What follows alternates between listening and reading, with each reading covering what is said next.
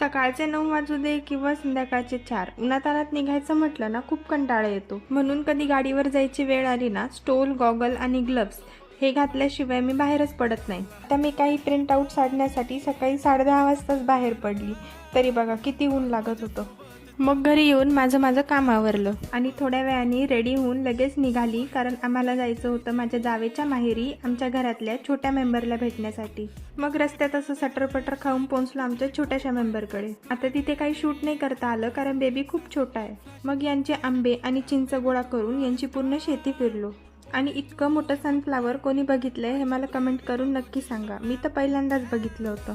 तिकडून आल्यानंतर रात्री उशिरा मी मम्मीच्या घरी गेली, कारण उद्या आर्याचा बर्थडे आणि मला केक बनवायचा होता.